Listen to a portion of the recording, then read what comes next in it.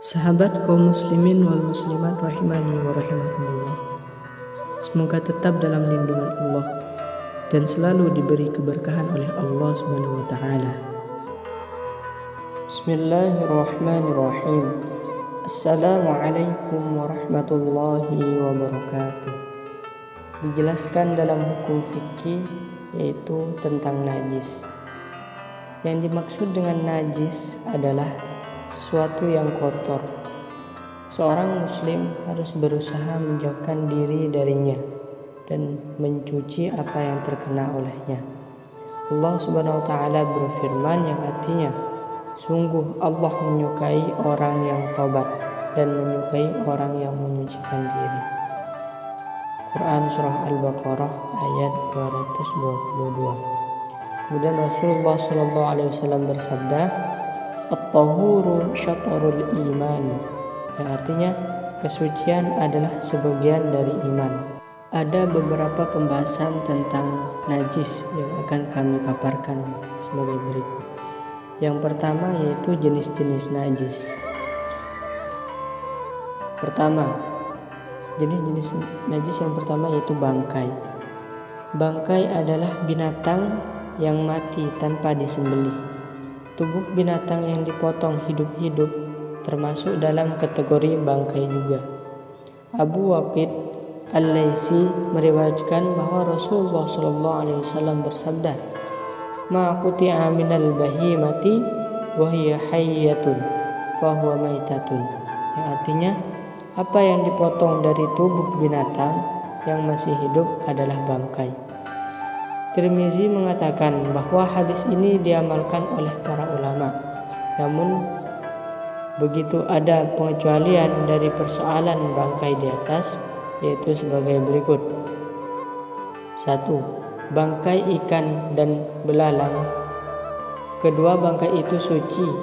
Ibnu Umar radhiyallahu anhu meriwayatkan bahwa Rasulullah SAW bersabda, Uhilla lana maitatani wa damani fa ammal maitatani fal hutu wal jaradu wa ammad damani fal kabidu wat tihalu. Yang artinya ada dua bangkai dan dua darah yang halal bagi kita.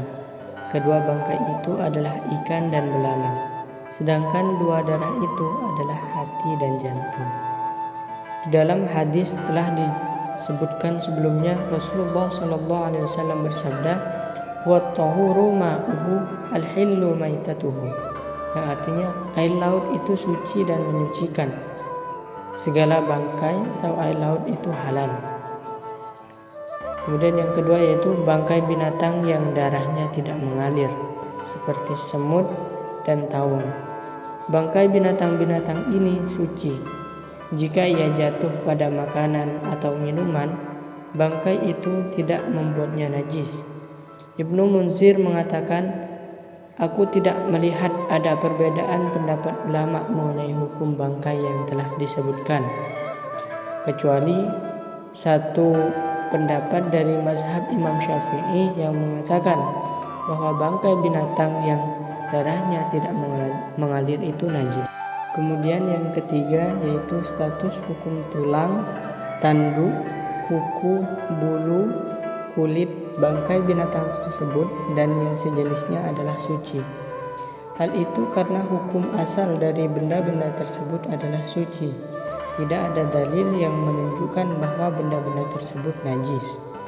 Terkait dengan tulang-tulang binatang ini, seperti gading gajah, Imam Az-Zuhri berkata, aku melihat beberapa orang dari ulama-ulama terdahulu menggunakan gading gajah untuk menyisir rambut mereka, menjadikannya tempat minyak wangi, dan mereka tidak menganggapnya sebagai sebuah dosa. Riwayat ini diceritakan juga oleh Imam Bukhari.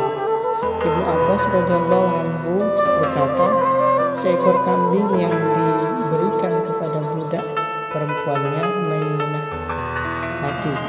Rasulullah lewat dan berkata, "Kenapa kalian tidak mengambil kulitnya?